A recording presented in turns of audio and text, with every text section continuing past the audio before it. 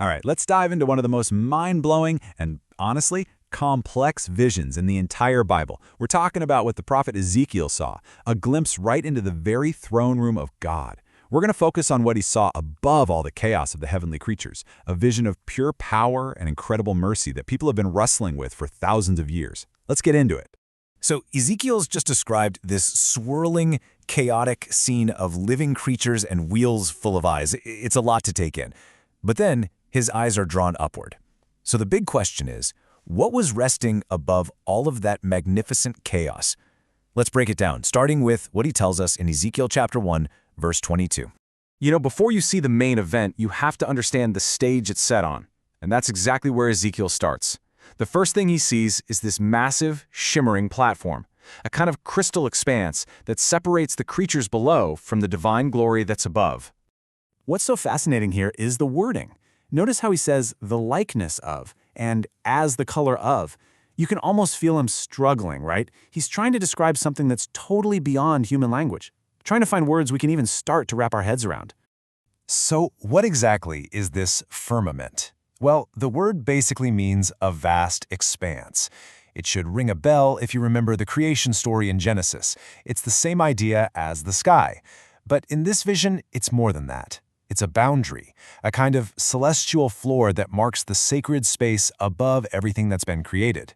And this platform, it's not just some clear piece of glass. Ezekiel calls it terrible crystal.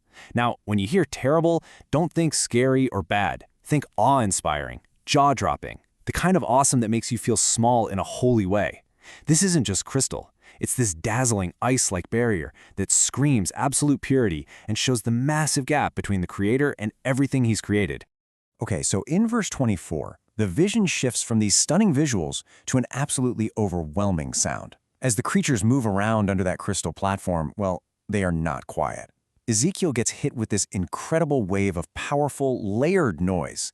You see, it's not just one sound. It's like a whole symphony of power.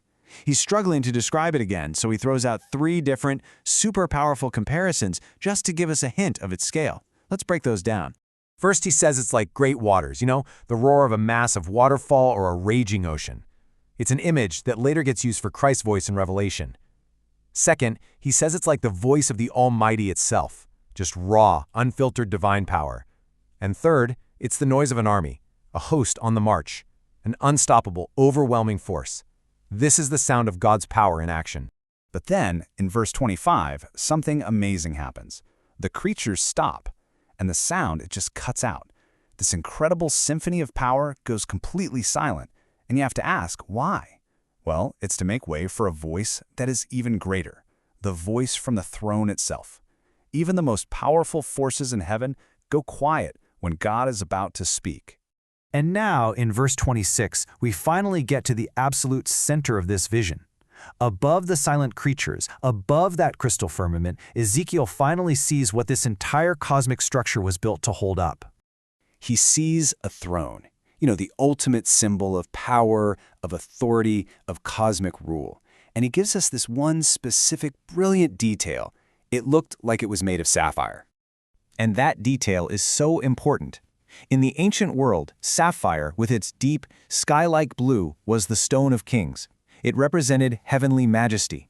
For Ezekiel and his people, who were in exile, this image was a powerful declaration.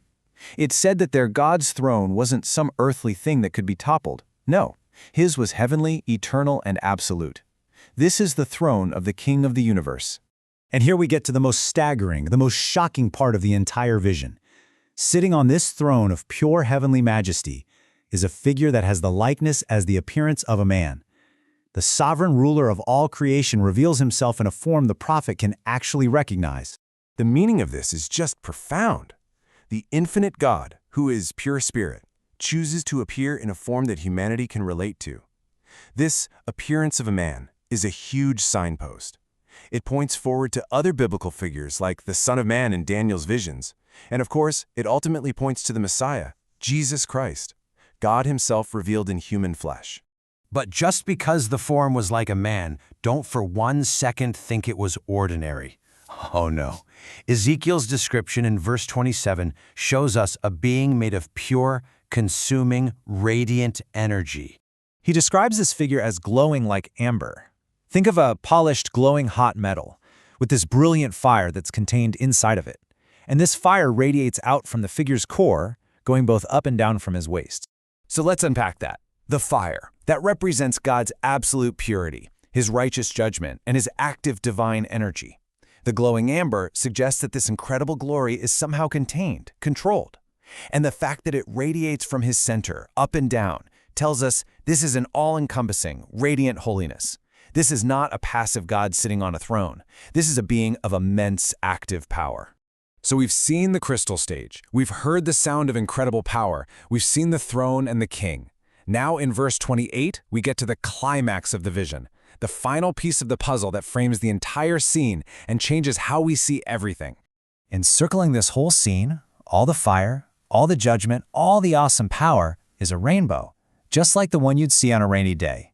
This final image is what brilliantly reveals the true nature of the one on that throne.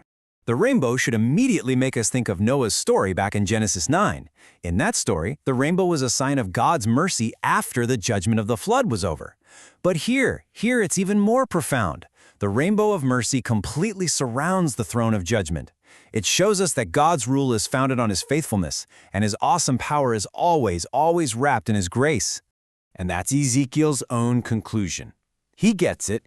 He knows he didn't see God in his raw, unveiled essence. I mean, no human could survive that. What he saw was a representation, a manifestation, the appearance of the likeness of the glory of the Lord. And at this sight, what does he do? The only thing you can do. He falls on his face in worship. So what does this all mean for us today?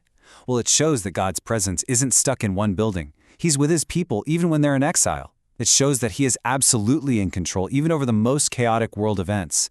It reminds us that a true vision of God's holiness should make us humble and want to worship.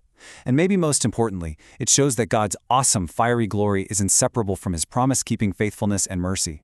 And that leaves us with one last question to think about. Ezekiel saw God's throne in a time of national crisis, a time of complete chaos. So in our own, often chaotic world, where can we look to see the signs of both God's awesome, terrible glory and his ever-present surrounding mercy?